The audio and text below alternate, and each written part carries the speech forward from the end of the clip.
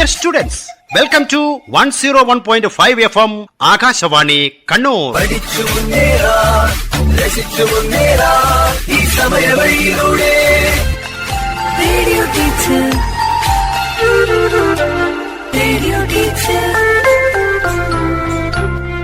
ആശയം ആവിഷ്കാരം PV Prashant Kumar. Dear students, 2024 മാർച്ചിൽ SSLC പരീക്ഷ എഴുതുന്ന എല്ലാ കുട്ടികൾക്കും വിജയാശംസകൾ. ഉയർന്ന മാർക്കിലേക്ക് ആകാശവാണിയുടെ ഒരു വഴികാട്ടിയാണ് രാത്രി 8 മണിക്കുള്ള റേഡിയോ ടീച്ചർ പ്രക്ഷേപണ പരമ്പര. ശ്രദ്ധയോടെ കേട്ട് പഠിക്കുക. Okay, let us start.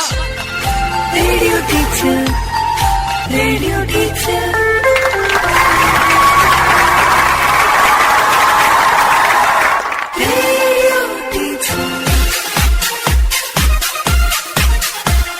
ഇതാ ക്വിസ് മാസ്റ്ററായ ടീച്ചർ സ്വയം പരിചയപ്പെടുത്തുന്നു. ഒപ്പം വിവിധ സ്കൂളുകളിൽ നിന്നും ക്വിസിൽ പങ്കെടുക്കാനെത്തിയ ടീം അംഗങ്ങളായ 10ാം ക്ലാസ് വിദ്യാർത്ഥികളും. റേഡിയോ ടീച്ചർ പരിപാടിയിലേക്ക് എല്ലാവർക്കും സ്വാഗതം. ഞാൻ Vilasini, Munderi government higher secondary സ്കൂളിലെ മലയാളം അധ്യാപികയാണ്. ഇനി നമുക്ക് ഓരോ ടീമിനെയും പരിചയപ്പെടാം. Team A. എന്റെ പേര് പൂജ. എന്റെ പേര് Anuranjana, government higher secondary school പാലയിൽ നിന്ന് വരുന്നു. Team B. എൻ്റെ പേര് അനുവിന്ദ് സഞ്ജീവൻ. എൻ്റെ പേര് John Justin, government medical college public school പരിയാരത്ത് നിന്ന് വരുന്നു. Team C. എൻ്റെ പേര് ഫസ്ന. എൻ്റെ പേര് ആൽഫിയ മനോജ്, GHSS ഉളിക്കൽ സ്കൂളിൽ നിന്ന് വരുന്നു. Team D. എന്റെ പേര് ഫാത്തിമ. എന്റെ പേര് അമാന ഷെറിൻ. ഞങ്ങൾ രണ്ടുപേരും GHSS ടാലയിൽ നിന്ന് വരുന്നു. Team E. എൻ്റെ പേര് ഫ്ലവർ മരിയ സാബു. എൻ്റെ പേര് ശ്രീലക്ഷ്മി. ഞങ്ങൾ രണ്ടുപേരും സെന്റ് ജോസഫ് HSS പേരാവൂരിൽ നിന്ന് വരുന്നു. നമ്മൾ 3ാം റൗണ്ടിലേക്ക് കടക്കുകയാണ്.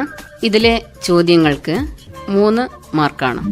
നിങ്ങൾ 3 വാക്യമെങ്കിലും ഉത്തരമായി പറയണം.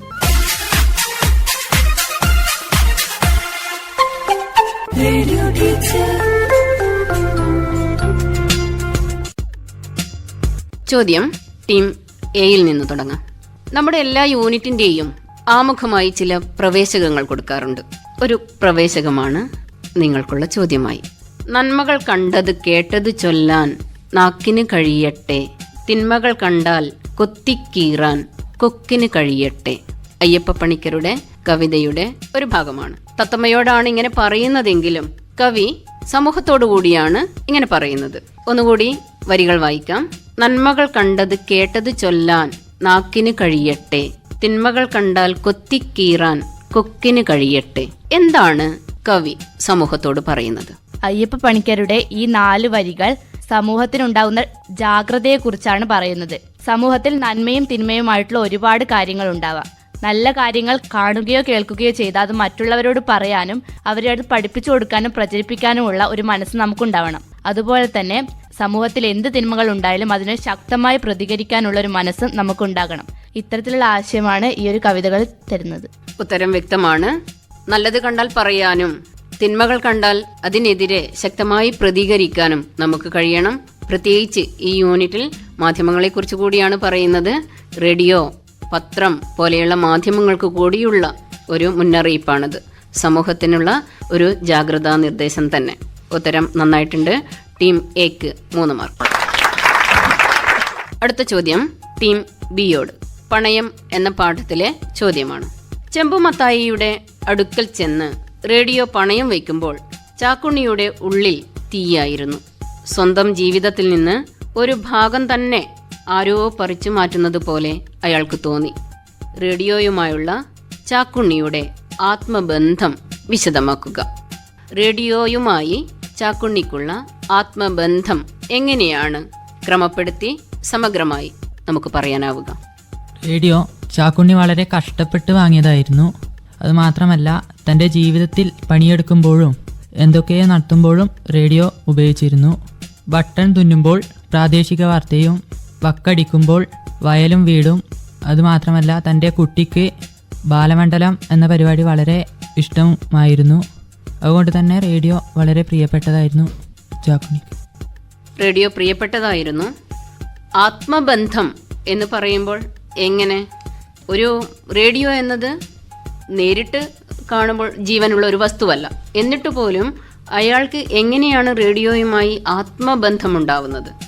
ഒന്നുകൂടി വിശദീകരിച്ച് പറയാൻ ശ്രമിച്ചാൽ.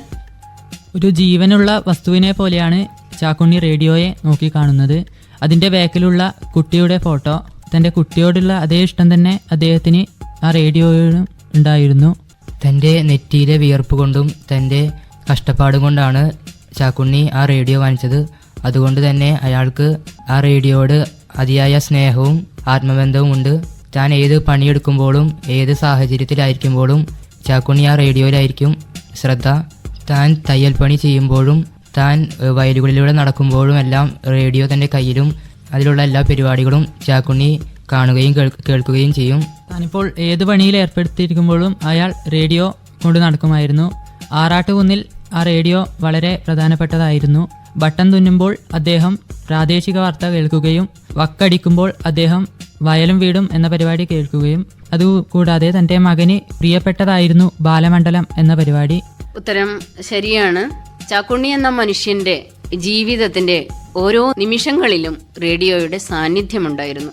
അതാണ് ടീം പറയാൻ ശ്രമിച്ചത് എന്ന് മനസ്സിലായി. റേഡിയോയെ കുഞ്ഞിനെ പോലെ ആണ് അയാൾ കൊണ്ടു നടന്നിരുന്നത്.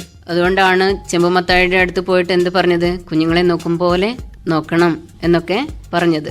തൻ്റെ കുഞ്ഞിനോട് എത്രമാത്രം ഇഷ്ടമുണ്ടോ അതേ ഇഷ്ടം അതുപോലെ റേഡിയോയോടുമുണ്ട്. കുഞ്ഞുങ്ങൾക്കും വീട്ടിലെ തൻ്റെ ഭാര്യയ്ക്കും ഒക്കെ പ്രിയപ്പെട്ട പരിപാടികൾ റേഡിയോയിൽ ഉണ്ട് എന്ന് അയാൾക്കറിയാം. പണയം വെച്ചതു മുതൽ ചാക്കുണ്ണിയുടെ ജോലിയിലെ ശ്രദ്ധ കുറഞ്ഞതും മാത്രമല്ല, നമ്മൾ വായിച്ച വാക്യത്തിലൊരു സംഗതിയുണ്ട്, ജീവിതത്തിൽ നിന്ന് തന്നെ ഒരു ഭാഗം അടർത്തി മാറ്റിയതുപോലെ. ചാക്കുണ്ണിയുടെ ജീവിതത്തിന്റെ ഭാഗം തന്നെയായിരുന്നു റേഡിയോ. ടീം ബിക്ക് 3 മാർക്ക്. അടുത്ത ചോദ്യം ടീം സിക്കാണ്. നമ്മൾ ഭാഷ പഠിക്കുമ്പോൾ സാഹിത്യം പഠിക്കുന്നുണ്ട്, സാഹിത്യത്തിന്റെ തന്നെ വ്യത്യസ്ത രൂപങ്ങളെക്കുറിച്ച് പഠിക്കുന്നുണ്ട്. അപ്പോഴൊക്കെയും ഭാഷയിലെ നിയമങ്ങളും മനസ്സിലാക്കുന്നുണ്ട്. നിങ്ങൾക്കുള്ള ചോദ്യം ഇതാണ്. ക്ലാസ്സിൽ നിങ്ങൾ ചർച്ച ചെയ്തിട്ടുണ്ടാവും. പ്രസിദ്ധം, സുപ്രസിദ്ധം, കുപ്രസിദ്ധം. ഈ 3 പദങ്ങളുടെയും അർത്ഥം വ്യത്യസ്തമാണ് എന്ന് നമുക്കറിയാം. 3 പദങ്ങളുടെയും കൂടെ പ്രസിദ്ധം ഉണ്ട്. എന്നാൽ അർത്ഥവ്യത്യാസം വരുന്നത് എങ്ങനെയാണ്? പ്രസിദ്ധം, സുപ്രസിദ്ധം, കുപ്രസിദ്ധം. നമ്മൾ പ്രസിദ്ധം എന്ന് ഉപയോഗിക്കുന്നത് നമ്മൾ വളരെ പേരും പ്രശസ്തിയും നിറഞ്ഞ കാര്യങ്ങൾ പറയുമ്പോഴാണ് നമ്മൾ വളരെ പ്രസിദ്ധമാണ് എന്നൊക്കെ പറയും. അപ്പം വെറും നമ്മൾ പ്രസിദ്ധമാണ് എന്ന് പറയുമ്പോൾ അത് വെറും ഒരു വാക്കായിട്ട് ഉപയോഗിക്കും, അല്ലെങ്കിൽ അത് അത്രയും പ്രസിദ്ധമാണെന്ന് പറയും. അതിൻ്റെ കൂടെ സുപ്രസിദ്ധം എന്ന് ചേർക്കുകയാണെങ്കിൽ അത് വളരെ പ്രശസ്തി നിറഞ്ഞതാണ് എന്ന് പറയാൻ വേണ്ടിയാണ് ഉപയോഗിക്കുന്നത്. അതാണ് ആ ഒരു 2 വാക്കുകൾ, പ്രസിദ്ധം സുപ്രസിദ്ധം എന്നത് കൊണ്ട് 2 വാക്കുകളുടെ അർത്ഥവ്യത്യാസം അവിടെ വരുന്നുണ്ട്. പ്രസിദ്ധം എന്ന് പറയുമ്പോൾ അത് പ്രസിദ്ധമാണ് എന്ന് നമുക്ക് മനസ്സിലാവും. പക്ഷേ അതിൻ്റെ കൂടെ സുപ്രസിദ്ധം എന്ന് പറയുകയാണെങ്കിൽ അത് വളരെ പ്രശസ്തി നിറഞ്ഞതാണ്, പ്രസിദ്ധമാണ് എന്ന് പറയും. കുപ്രസിദ്ധം എന്ന് പറയുകയാണെങ്കിൽ അത് പ്രശസ്തി ഇല്ലാത്തതാണ്, അത് പ്രസിദ്ധമല്ല എന്ന് പറയുന്നതിൻ്റെ അർത്ഥം നമ്മൾ ഒരു വാക്കിൽ പറയുകയാണെങ്കിൽ കുപ്രസിദ്ധമാണ് എന്ന് പറയുകയാണെങ്കിൽ 3 വാക്കിലുള്ള അർത്ഥ വ്യത്യാസം അതാണ് ഉദ്ദേശിക്കുന്നത്. 3 വാക്കിലും അർത്ഥങ്ങൾക്ക് വ്യത്യാസമുണ്ട്. അർത്ഥവ്യത്യാസം എന്താണ് എന്ന് വിശദീകരിച്ചതിൽ കുപ്രസിദ്ധം എന്ന വാക്കിന്റെ അർത്ഥം വിശദീകരിച്ചതിൽ വ്യക്തതയില്ല. അതുകൊണ്ട് തന്നെ ആ ചോദ്യത്തിന്റെ അവസാന ഭാഗം ടീം ഡിക്ക് കൈമാറുകയാണ്. ടീം സിക്ക് ചോദ്യത്തിന്റെ ആദ്യ ഭാഗത്തിലെ 2 മാർക്ക് കിട്ടും. ടീം ഡിക്ക് അവസാന ഭാഗം വിശദീകരിക്കാൻ ഒരവസരം കൊടുക്കുകയാണ്. പ്രസിദ്ധികരമല്ലാത്തതിനെയാണ് കുപ്രസിദ്ധം എന്നതുകൊണ്ട് അർത്ഥമാക്കുന്നത്. പ്രസിദ്ധി ഇല്ലാത്തതിനെയാണ് കുപ്രസിദ്ധി എന്നതുകൊണ്ട് അർത്ഥമാക്കുന്നത് എന്നാണ് ടീം ഡി പറഞ്ഞിരിക്കുന്നത്. 2 ടീമും പറഞ്ഞിരിക്കുന്ന ഈ അവസാന ഭാഗത്തിലെ വിശദീകരണം ശരിയല്ല. വേറെ ആർക്കെങ്കിലും പറയാൻ കഴിയുമോ? സ്കോർ ഇല്ല. തെറ്റായ രീതികളിലൂടെ ചെയ്യുമ്പോൾ കിട്ടുന്ന ആ ഒരു പ്രസിദ്ധിയാണ് കുപ്രസിദ്ധി. അതും പ്രസിദ്ധമാണ്, പക്ഷെ ചീത്ത കാര്യങ്ങളിലൂടെ തെറ്റായ രീതികളിലൂടെ നേടിയ പ്രസിദ്ധിയാണ് എന്ത്? കുപ്രസിദ്ധി. അപ്പോൾ ഒരു വാക്കിന്റെ മുന്നിൽ ചില ശബ്ദങ്ങൾ ചേർക്കുമ്പോൾ ആ വാക്കിന് അർത്ഥം മാറുന്നു. പ്രസിദ്ധി പേരുകേട്ടത്, സുപ്രസിദ്ധി നന്നായി പേരുകേട്ടത്, നല്ല പേരുകേട്ടത്, കുപ്രസിദ്ധി ചീത്ത രീതിയിൽ പേരുകേട്ടത്. ഇങ്ങനെയാണ് അർത്ഥം മാറുന്നത്. എന്തേ ചേർത്തിട്ടുള്ളൂ അവിടെ? സു എന്നും കു എന്നും മാത്രമേ അവിടെ ചേർത്തിട്ടുള്ളൂ. പദങ്ങളുടെ അർത്ഥം വ്യത്യാസം വരുത്തുന്നതിന് വേണ്ടി പദത്തിന്റെ ആദിയിൽ ഇത്തരം ശബ്ദങ്ങൾ ചേർക്കും. ഇവയെ എന്ത് വിളിക്കും? നിങ്ങൾ കേട്ടിട്ടുണ്ടാവും, ഉപസർഗങ്ങൾ എന്നാണ് വിളിക്കുക. ഇവിടെ സു, കു എന്നീ ശബ്ദങ്ങൾ എന്താണ്? ഉപസർഗങ്ങളാണ്. ഇതുപോലെ മറ്റു വാക്കുകൾ നിങ്ങൾക്ക് പറയാൻ കഴിയുമോ? എന്ന് പറഞ്ഞു നോക്കൂ. നീതി, അനീതി, ഗന്ധം, സുഗന്ധം, ദുർഗന്ധം. അതെ, ഗന്ധം എന്ന വാക്കിന്റെ മുന്നിൽ സു ചേർത്താൽ നല്ല മണമാണ് അല്ലേ? ദുർഗന്ധം ആവുമ്പോഴോ അത് ചീത്ത മണമാണ്. ഇങ്ങനെ വാക്കുകളുടെ അർത്ഥം പരിഷ്കരിക്കുന്നതിന് അല്ലെങ്കിൽ വ്യത്യാസപ്പെടുത്തുന്നതിന് ചില ശബ്ദങ്ങൾ ചേർക്കും. അവയെ ഭാഷാ വ്യാകരണ നിയമങ്ങൾ, ഉപസർഗങ്ങൾ എന്നാണ് വിളിക്കുക. ടീം എ ആണ് കുപ്രസിദ്ധം എന്ന വാക്കിന്റെ അർത്ഥം വ്യക്തമാക്കി തന്നത്. അതുകൊണ്ട് തന്നെ ആ ടീമിന് പ്രത്യേകം അഭിനന്ദനങ്ങൾ. ടീം ഡിയോടാണ് അടുത്ത ചോദ്യം. പത്രങ്ങളെക്കുറിച്ച് ചില സാഹിത്യകാരന്മാരും പണ്ഡിതന്മാരും പറഞ്ഞ വിമർശനങ്ങൾ പത്രനീതി എന്ന പാഠത്തിൽ നാം കണ്ടു. നെപ്പോളിയൻ പറഞ്ഞ ഒരു വാക്യം നമ്മളൊക്കെ വായിച്ചതാണ്. ബയണറ്റിനേക്കാൾ ഞാൻ പേടിക്കുന്നത് പത്രത്തെയാണ്. ബയണറ്റിനേക്കാൾ മൂർച്ചയാണ് പത്രത്തിന്. ഈ അഭിപ്രായം നൽകുന്ന സൂചനകൾ എന്തെല്ലാം? ബയനറ്റിനേക്കാൾ മൂർച്ചയുള്ളതാണ് പത്രം എന്നത്. കാരണം ബയനറ്റിനേക്കാൾ വേഗതയിൽ തന്നെ പത്രത്തിൽ ഓരോ വാർത്തകളും, അത് അനീതി ആയിക്കോട്ടെ അസത്യമായിക്കോട്ടെ, പ്രചരിക്കുന്നുണ്ട്. അത് ഭരണത്തെ തന്നെ ചിലപ്പോൾ നശിപ്പിക്കുന്നതിനേക്ക് എത്തിക്കുന്നതായിരുന്നു. ഒരു വാക്യത്തിലാണ് നിങ്ങൾ ഉത്തരം പറയാൻ ശ്രമിച്ചത്. അത്രമാത്രം അല്ല, കുറച്ചുകൂടി വിശദീകരണങ്ങൾ അതിനാവശ്യമാണ്. ബയനറ്റിനേക്കാൾ ഞാൻ പേടിക്കുന്നത് പത്രത്തെയാണ്. ബയനറ്റിനേക്കാൾ മൂർച്ചയാണ് പത്രത്തിന്. ബയനറ്റ് ഒറ്റയടിക്ക് ഇല്ലാതാവുന്നതാണെങ്കിൽ പത്രം അത് എല്ലാവരിലേക്കും ചെറുതായിട്ട് പ്രചരിച്ചുകൊണ്ടാണ് ഒരാളെ നശിപ്പിക്കുന്നത്. അതിന്റെ ഉത്തരം വ്യക്തമല്ല. ടീം ഇക്ക് ചോദ്യം കൈമാറുന്നു. ബയനറ്റ് എന്ന് പറയുന്നത് വളരെ മൂർച്ചയുള്ള ഒന്നാണ്. അപ്പൊ പത്രത്തിന് അതിനേക്കാളും മൂർച്ച എന്ന് പറയുമ്പോൾ പത്രം ഉണ്ടാക്കുന്ന ആഘാതം എത്രമാത്രമാണെന്ന് ആ വാക്യത്തിലൂടെ നമുക്ക് മനസ്സിലാക്കാൻ കഴിയും. ഏതൊരു കാര്യം നമ്മൾ ചെയ്യുമ്പോഴും പത്രം അതിനെ വിമർശിക്കപ്പെടുന്നുണ്ട്. അതുകൊണ്ട് തന്നെ എന്ത് ചെയ്യാനും പേടിപ്പെടുത്തുന്ന ഒരവസ്ഥയിലേക്ക് പത്രം മാറുന്നത് കൊണ്ട് ബയനറ്റിനേക്കാൾ ഇപ്പൊ ഭരണാധികാരികൾ കാണിക്കുന്ന ഓരോ കാര്യങ്ങളും പത്രങ്ങൾ വിമർശിക്കാറുണ്ട്. അപ്പം ഭരണാധികാരികൾ തെറ്റ് ചെയ്താലും ശരി ചെയ്താലും പത്രങ്ങൾ അത് ജനങ്ങളിലേക്ക് എത്തിക്കാറുണ്ട്. അതുകൊണ്ട് തന്നെ അവർക്ക് വലിയ വലിയ തെറ്റുകളൊന്നും ചെയ്യാൻ സാധിക്കുന്നില്ല. കാര്യം പത്രം മൂലം ഇത് വിമർശിക്കപ്പെടുകയും ലോകത്തുള്ള എല്ലാവരും അറിയുകയും ചെയ്യുന്നു. അതുകൊണ്ട് തന്നെ ഭരണം തന്നെ മാറാൻ സാധ്യതയുമുണ്ട്. ഉത്തരം വ്യക്തമാണ്. മാധ്യമങ്ങൾ ഭരണാധികാരികളെ വിമർശിക്കുമ്പോൾ ആ ഭരണകൂടം തന്നെ ചിലപ്പോൾ തകർച്ചയിലേക്ക് എത്തിയേക്കാം എന്ന് ഭരണാധികാരികൾ പേടിക്കും. മൂർച്ചയുള്ള ഒരു ആയുധമാണ് ബയനറ്റ് എന്നത്. ബയനറ്റിനേക്കാൾ മൂർച്ചയാണ് പത്രത്തിന് എന്ന് പറയുമ്പോൾ ഒരു ഭരണകൂടത്തെ തന്നെ ഇല്ലാതാക്കാൻ പത്രത്തിന് കഴിയും എന്നതുകൊണ്ടാണ് ഭരണാധികാരികൾ പത്രത്തെ ഭയപ്പെടുന്നത്. വാക്കുകൾക്ക് അത്രയ്ക്ക് ശക്തിയുണ്ട്. പത്രങ്ങളുടെ എന്ന് മാത്രമല്ല, വാക്കുകളുടെ ശക്തിയെക്കുറിച്ച് തന്നെയാണ് ഇവിടെ ബയനറ്റിനേക്കാൾ മൂർച്ചയുണ്ട് എന്ന് പറയുന്നത്. ഇത് പത്രമാവട്ടെ മറ്റേതു മാധ്യമമാവട്ടെ, വാക്കുകൾക്ക് തിന്മകളെ കൊത്തിക്കീറാനും നന്മകളെ വെളിച്ചത്തു കൊണ്ടുവരാനും കഴിയും എന്ന് ബോധ്യപ്പെടുത്തൽ കൂടിയാണ് ഈ ഒരു അഭിപ്രായത്തിലൂടെ നമ്മൾ വായിച്ചെടുക്കേണ്ടത്. ഒരു ഭരണാധികാരി നെപ്പോളിയൻ പത്രത്തെ ഭയപ്പെടുന്നു എങ്കിൽ ഭരണകൂടത്തിന് മാധ്യമങ്ങളെ പേടിക്കാതിരിക്കാനാവില്ല. നിങ്ങൾ നേരത്തെ പറഞ്ഞതുപോലെ തന്നെ ഒരു ജനാധിപത്യ രാഷ്ട്രത്തിന്റെ 4 ശക്തിമത്തായ തൂണുകളിൽ ഒന്നാണ് മാധ്യമങ്ങൾ, പത്രങ്ങൾ. അതുകൊണ്ട് തന്നെ മാധ്യമങ്ങളുടെ ശക്തി ബോധ്യപ്പെടുത്തുകയാണ് ഈ അഭിപ്രായത്തിലൂടെ. ടീം ഇക്ക് 2 മാർക്ക്.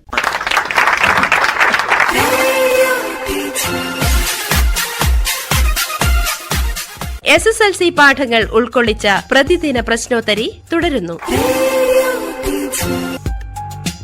അടുത്ത ചോദ്യം ടീം ഇയോട് തന്നെ. ശ്രീനാരായണ ഗുരു എന്ന പാഠത്തിലെ ചോദ്യമാണ്. ശ്രീനാരായണ ഗുരു ബഹുലക്ഷം ജനങ്ങളുടെ അന്ധകാര ജീവിതത്തിൽ പ്രകാശം പരത്തി. അവരെ സ്വാതന്ത്ര്യബോധമുള്ള മനുഷ്യരാക്കി. കുറ്റിപ്പുഴ കൃഷ്ണപിള്ള ശ്രീനാരായണ ഗുരു എന്ന ലേഖനത്തിൽ ഈ ആശയത്തിന് ചില വിശദീകരണങ്ങൾ നൽകുന്നുണ്ട്. അവ എന്തെല്ലാമാണ്? ചോദ്യം ഒന്നുകൂടി, ആ വാക്യം ഒന്നുകൂടി വായിക്കാം. ശ്രീനാരായണ ഗുരു ബഹുലക്ഷം ജനങ്ങളുടെ അന്ധകാര ജീവിതത്തിൽ പ്രകാശം പരത്തി. അവരെ സ്വാതന്ത്ര്യ ബോധമുള്ള മനുഷ്യരാക്കി. അന്ധകാര ജീവിതം എന്നൊക്കെ ഉദ്ദേശിച്ചത് എന്താണ്? ശ്രീനാരായണ ഗുരു അധകൃത വർഗോദ്ധാരണം എന്ന കർമ്മ പരിപാടിക്ക് തുടക്കം കുറിച്ചു. അതുപോലെ തന്നെ കേരളത്തിൽ നിന്നും ജാതി പിശാചിനെ ഉച്ചാടനം ചെയ്ത് കേരളീയരെ മനുഷ്യത്വം പഠിപ്പിച്ച ഏക ഗുരുനാഥനാണ് ശ്രീനാരായണ ഗുരു. ശ്രീനാരായണ ഗുരു ഒരു ഉൽപ്പതിഷ്ണു കൂടിയായിരുന്നു. ഇനിയും ശ്രീനാരായണ ഗുരു സ്വന്തം മോക്ഷത്തിന് വേണ്ടി പ്രയത്നിക്കാതെ എല്ലാവർക്കും വേണ്ടി പ്രയത്നിച്ചു. അത് എല്ലാവരിലേക്കും ശ്രീനാരായണ ഗുരു പകർന്നു കൊടുത്തു. സ്വാതന്ത്ര്യബോധമുള്ളവരാക്കി എന്നൊരു ഭാഗം ആ വാക്യത്തിലുണ്ട്. അതിന്റെ വിശദീകരണം? പണ്ടത്തെ കാലത്ത് സമൂഹത്തിൽ പിന്നോക്കം നിൽക്കുന്ന ജനങ്ങൾക്കും അതുപോലെ തന്നെ മതത്തിൽ വളരെ പിന്നോക്കം നിൽക്കുന്നവർക്ക് യാതൊരു പ്രാധാന്യം ഉണ്ടായിരുന്നില്ല. അങ്ങനെയുള്ളവരെ കൈപിടിച്ചുയർത്താൻ ശ്രീനാരായണ ഗുരു ശ്രമിച്ചു. അങ്ങനെയുള്ളവർക്ക് ആ സമൂഹത്തിൽ യാതൊരു വിലയും കൊടുത്തിരുന്നില്ല. ആയതിനാൽ തന്നെ അവരുടെ ആ അന്ധകാര ജീവിതത്തിൽ നിന്നും ശ്രീനാരായണ ഗുരു അവരെ കൈപിടിച്ചുയർത്തി. ഉത്തരം വ്യക്തമാണ്. ഇരുണ്ട ജീവിതത്തിലേക്ക് താണുപോവേണ്ടി വന്ന ആളുകളുടെ, ബഹുലക്ഷം ജനങ്ങളുടെ ജീവിതത്തിൽ വെളിച്ചം പകരാൻ ശ്രീനാരായണ ഗുരുവിന് കഴിഞ്ഞു. ഏത് വചനങ്ങളിലൂടെ? ഒരു ജാതി, ഒരു മതം, ഒരു ദൈവം മനുഷ്യന് എന്നും മതമേതായാലും മനുഷ്യൻ നന്നായാൽ മതി എന്നും അദ്ദേഹം പറഞ്ഞുകൊണ്ടേയിരുന്നു. ജാതി പിശാചിനെ ഉച്ചാടനം ചെയ്തു. മനുഷ്യജാതി എന്ന വിശാലമായ ആശയം അവതരിപ്പിച്ചു. ഭൂമുഖത്തെ വികൃതമാക്കുന്ന ജാതിമത വർഗ വിവേചനം അസ്തമിച്ച് കേവലമായ മനുഷ്യത്വം പുലരണമെന്ന് അദ്ദേഹം ആഗ്രഹിച്ചു. അതൊക്കെയാണ് ഈ ലേഖനത്തിൽ തരുന്ന മറ്റു വിശദീകരണങ്ങൾ. ഉത്തരം ശരിയാണ്. ടീം ഇക്ക് 3 മാർക്ക്. അടുത്ത ചോദ്യം ടീം ഇയോട് തന്നെ. കുറച്ച് വർഷം മുമ്പ് നമ്മുടെ നാട് പ്രളയ ദുരന്തം അനുഭവിച്ചു. ആ സമയത്ത് മുഖ്യമന്ത്രി പറഞ്ഞ ഒരു വാക്യമാണ് ആദ്യം വായിക്കുന്നത്. പ്രളയകാലത്ത് ദുരന്തബാധിതരെ സഹായിക്കുന്നതിലും രക്ഷിക്കുന്നതിലും കേരളത്തിലെ മാധ്യമങ്ങൾ വഹിച്ച പങ്ക് വളരെ വലുതാണ്. നമ്മുടെ മുഖ്യമന്ത്രി പറഞ്ഞതാണ്. ഇതുപോലുള്ള ദുരന്തങ്ങൾ നേരിടുന്ന സമയത്ത് നവമാധ്യമങ്ങൾ ഉൾപ്പെടെയുള്ള മാധ്യമ ലോകത്തിന്റെ ഇടപെടലുകൾ എങ്ങനെയായിരിക്കണം എന്നാണ് നിങ്ങൾ കരുതുന്നത്? പ്രളയകാലം എന്ന് പറഞ്ഞിരുന്നത് നമ്മുടെ കേരളം മൊത്തം ഭീതിയിൽ നിന്നൊരു സമയമായിരുന്നു. പക്ഷെ അതിൽ കൂടുതൽ നല്ല കാര്യങ്ങൾ ചെയ്യാൻ പറ്റിയത് മാധ്യമങ്ങളുടെ സഹായം കൊണ്ടാണ്. ഇപ്പം അപകടത്തിൽപ്പെട്ടിരുന്നവരൊക്കെ മൊബൈൽ ഉണ്ടായിരുന്നവർ പലരും അവരുടെ സാഹചര്യം എന്താണെന്ന് വാട്സപ്പ് ഗ്രൂപ്പുകളിലൂടെയും മറ്റ് സോഷ്യൽ മീഡിയകളിലൂടെയും പുറത്തുള്ളവരെ അറിയിക്കുകയും അതറിഞ്ഞ് അവരെ കൂടുതൽ സഹായിക്കാനും അവരുടെ അപകടാവസ്ഥയിൽ നിന്ന് രക്ഷിക്കാനും സാധിച്ചു.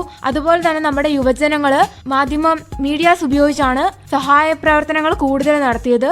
അപകടത്തിൽപ്പെട്ടിരുന്നവരുടെ അവസ്ഥയെക്കുറിച്ച് വാട്സപ്പിലൂടെയും മറ്റ് മീഡിയകളിലൂടെയും പുറമെയുള്ളവരെ അറിയിക്കുകയും പോലീസ്, ഫയർഫോഴ്സ് എന്നിവരെ അറിയിച്ച് അവരെ രക്ഷിക്കാൻ ശ്രമിക്കുകയും ചെയ്തു. അത്തരം സമയങ്ങളിൽ മാധ്യമങ്ങൾ എങ്ങനെ ഇടപെടണം എന്നാണ് നിങ്ങൾ കരുതുന്നത്? അങ്ങനെയുള്ള സമയത്ത് മാധ്യമങ്ങൾ തെറ്റായ വാർത്ത പ്രചരിപ്പിക്കാതെ സത്യം മാത്രം പ്രചരിപ്പിക്കാൻ ശ്രമിക്കണം എന്നാണ് എൻ്റെ ഒരു അഭിപ്രായം. കാരണം അത് എല്ലാവരും ഭീതിയിൽ നിൽക്കുന്ന ഒരു സമയമാണ്. അപ്പോൾ നമ്മൾ തെറ്റായ വാർത്ത കൊടുത്തിട്ടുണ്ടെങ്കിൽ അത് അപകടത്തിൽപ്പെട്ടിരിക്കുന്നവർക്ക് കൂടുതൽ ദോഷം ചെയ്യും. അതുകൊണ്ട് തന്നെ സത്യസന്ധമായ വാർത്തകൾ മാത്രം പ്രചരിപ്പിക്കാൻ ശ്രമിക്കണം. ഉത്തരം വളരെ കൃത്യമായി അവതരിപ്പിച്ചിട്ടുണ്ട്. അഭിനന്ദനങ്ങൾ. മാധ്യമങ്ങൾ ദുരന്തത്തിന്റെ സത്യമായ വാർത്തകൾ നൽകണം. അതേപോലെ സമൂഹത്തിൽ ഭീതി പരത്തരുത്. നവമാധ്യമങ്ങൾക്ക് ദുരിതാശ്വാസ പ്രവർത്തനങ്ങൾക്ക് നേതൃത്വം കൊടുക്കാനാവും, ഇടപെടാനാവും. രക്ഷാപ്രവർത്തനങ്ങളെ അഭിനന്ദിക്കണം. ഇതൊക്കെയാണ് ടീം ഇയുടെ കാഴ്ചപ്പാട്. നന്നായിട്ടുണ്ട്. ടീം ഇക്ക് 3 മാർക്ക്.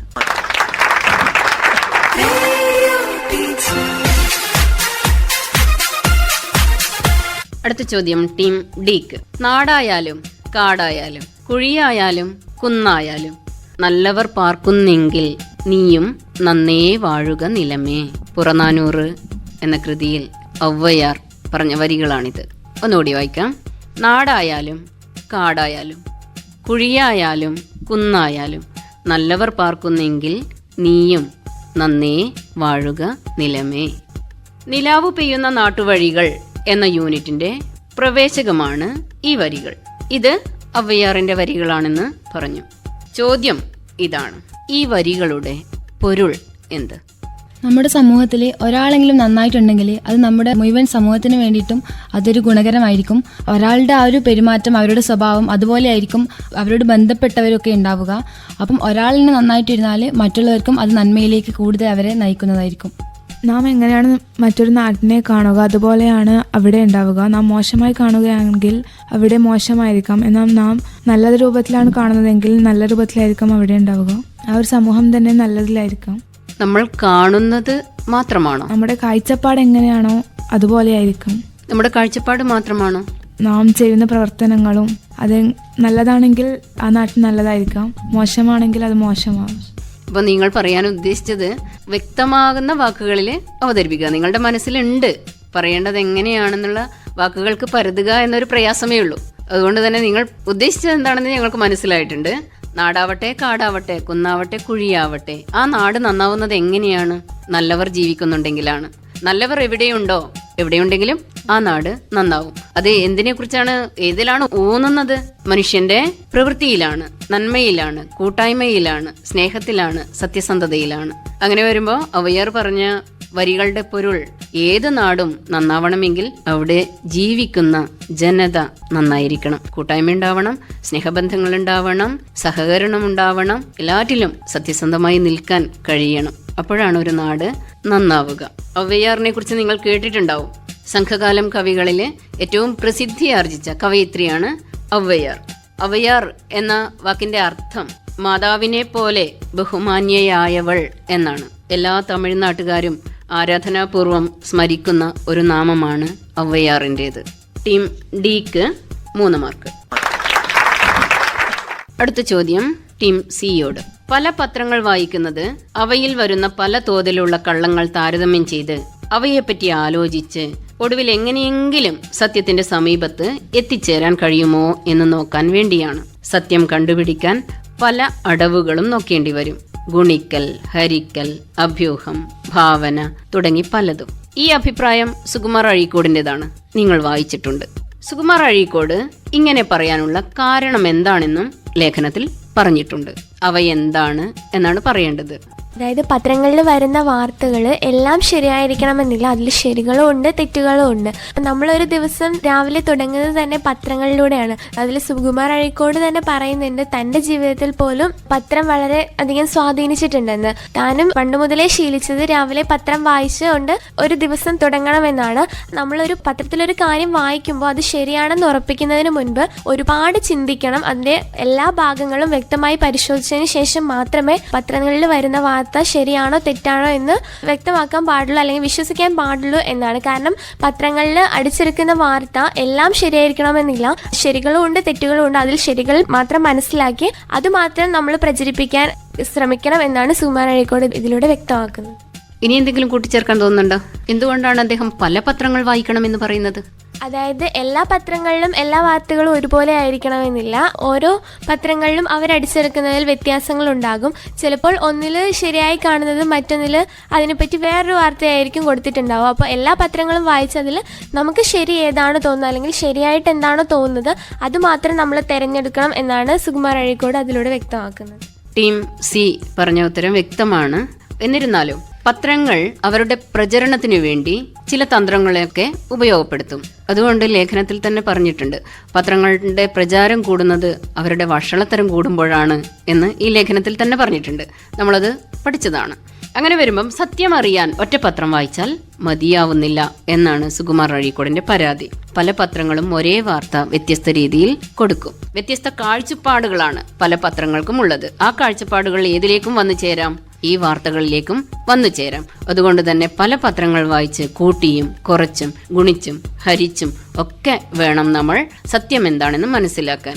ഇതിലെ ഏറ്റവും പ്രധാനപ്പെട്ട ഊന്നൽ എന്നത് മനുഷ്യ മനസ്സിന് പത്രങ്ങളെ അത്രയ്ക്ക് വിശ്വാസമില്ല എന്നതാണ്. പ്രത്യേകിച്ച് ലേഖകന് സുകുമാർ അഴീക്കോട് മുന്നോട്ട് വെക്കുന്ന ഒരാശയം പത്രങ്ങളുടെ വിശ്വാസ്യത നഷ്ടപ്പെടുന്നു എന്നത് തന്നെയാണ്. ടീം സിക്ക് 3 പോയിന്റ്. അടുത്ത ചോദ്യം ടീം ബിയോട്. മതാതീതനായ ഒരു തത്വജ്ഞാനിയായിരുന്നു ശ്രീനാരായണ ഗുരു. കുറ്റിപ്പുഴ കൃഷ്ണപിള്ളയുടെ ലേഖനത്തിൽ നിന്നാണ് ഈ വാക്യം. നിങ്ങളുടെ നിരീക്ഷണങ്ങൾ ഉൾപ്പെടുത്തി ഒരു ഉപന്യാസം തയ്യാറാക്കണമെന്നിരിക്കട്ടെ. എങ്കിൽ നിങ്ങൾ എന്തൊക്കെ കാര്യങ്ങളാണ് എഴുതുക? നമ്മളൊരു 3-4 പോയിന്റ് എങ്കിലും വ്യക്തമാക്കണം. ചോദ്യം വ്യക്തമല്ലേ? മതാതീതൻ എന്ന് പറഞ്ഞാൽ എന്താ? മതങ്ങൾക്ക് അതീതനായ ഒരാളാണ്. എന്തുകൊണ്ടാണ് അങ്ങനെ മതാതീതനായ തത്വജ്ഞാനി എന്ന് ഈ ലേഖനത്തിൽ വിശേഷിപ്പിച്ചിട്ടുണ്ടാവുക? എന്തൊക്കെ കാരണങ്ങൾ പറയാനുണ്ട്?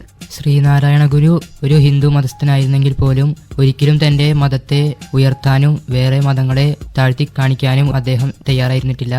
ഒരു കാര്യം നിങ്ങൾ പറഞ്ഞു, ഇനിയും ആകർഷമായ തലക്കെട്ട്. അങ്ങനെയല്ലേ? ആ ഉപന്യാസം എഴുതുമ്പം അതിലേക്ക് എന്തൊക്കെ ആശയങ്ങളാണ് നിങ്ങൾ അവതരിപ്പിക്കുക?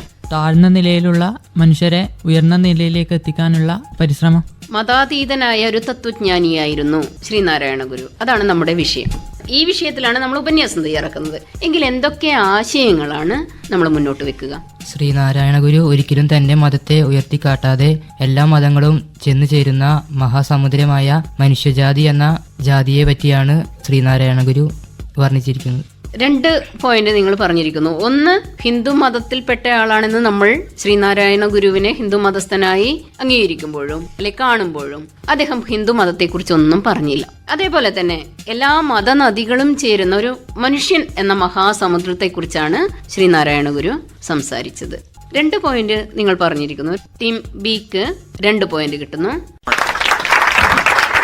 ടീം എക്ക് അതിനോട് കൂട്ടിച്ചേർക്കാനുള്ള ഒരു അവസരമുണ്ട്. അവർക്ക് 1 പോയിന്റ് കിട്ടും ഉത്തരം പറയുകയാണെങ്കിൽ.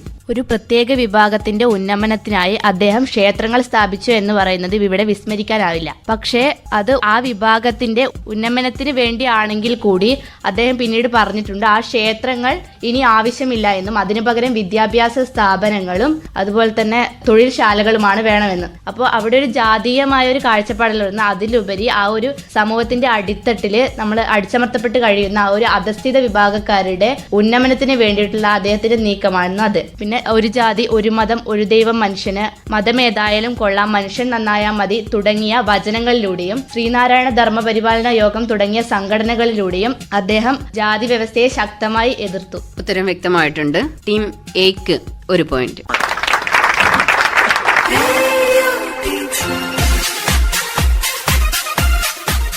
മൂന്നാമത്തെ റൗണ്ടിലെ അവസാനത്തെ ചോദ്യമാണ്. ചോദ്യം ടീം എയോടാണ്. പല മതസാരവും മേഘമെന്നു പാരാതെ ഉലകിലൊരാനയിൽ അന്ധരെന്ന പോലെ പലവിധ യുക്തി പറഞ്ഞ് പാമരന്മാർ അലയുവതോർത്ത് അലയാതിരുന്നിടേണം. ശ്രീനാരായണ ഗുരുവിന്റെ വചനമാണ്. ഈ വരികളിലെ ആശയം എന്താണ്? ഈ വരികൾ അന്ധഗജന്യായം എന്നാണ് അറിയപ്പെടുന്നത്. ആനയെ കാണാൻ പോയ അന്ധന്മാർ ആനയുടെ പല ഭാഗങ്ങളിൽ സ്പർശിച്ച് അവർ കാണുന്നത് പോലെ ആനയുടെ രൂപങ്ങൾ പറയുന്നത് പോലെയാണ് യഥാർത്ഥ ഈശ്വര ശക്തി എന്തെന്നറിയാതെ പല മതസ്ഥരിൽപ്പെട്ടവർ വാഗ്വാദങ്ങളിലും മറ്റും ഏർപ്പെടുന്നത്. ജാതികളുടെയും മതങ്ങളുടെയും സാരം ഒന്നു തന്നെയാണ്. പക്ഷെങ്കിൽ മതങ്ങളിൽ വിവിധ ധാരണകൾ വരുത്തുന്നുണ്ട്. പിന്നെ യുക്തിചിന്തമായ ഭദ്രത, ദുരാചാരങ്ങളെ തിരുത്താനുള്ള കഴിവ്. മുഴുവനാക്ക്. ആ വരികളിലെ ആശയം എന്താണ്? അതാണ് പറയേണ്ടത്. മതങ്ങളുടെയും ജാതികളുടെയും അടിസ്ഥാന സാരം ഒന്ന് തന്നെയാണ്. പക്ഷെ ഇത് മനസ്സിലാക്കാത്ത മനുഷ്യർ തങ്ങളുടെ ജാതിയുടെ ശ്രേഷ്ഠത മാത്രം പറഞ്ഞ് മറ്റു ജാതികളെ കുറച്ചു കാണുകയാണ് ചെയ്യുന്നത്. ഈ ആശയമാണ് ഈ വരികളിലുള്ളത്. ഉത്തരം വ്യക്തമായി പറയാൻ ശ്രമിച്ചിട്ടുണ്ട്.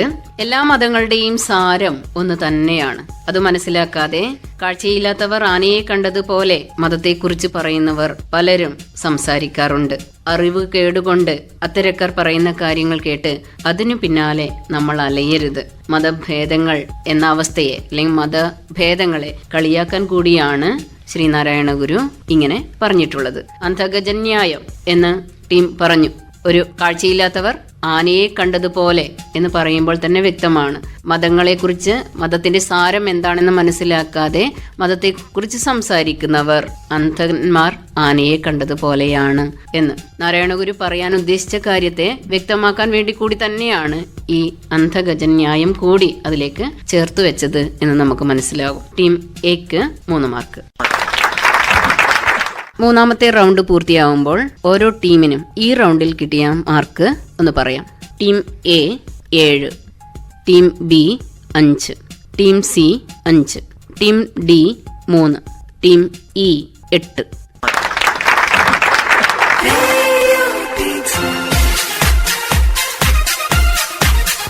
റേഡിയോ ടീച്ചർ അടിസ്ഥാന പാഠാവലി പ്രശ്നോത്തരി 4ാം ഭാഗം നാളെ ഇതേ സമയം.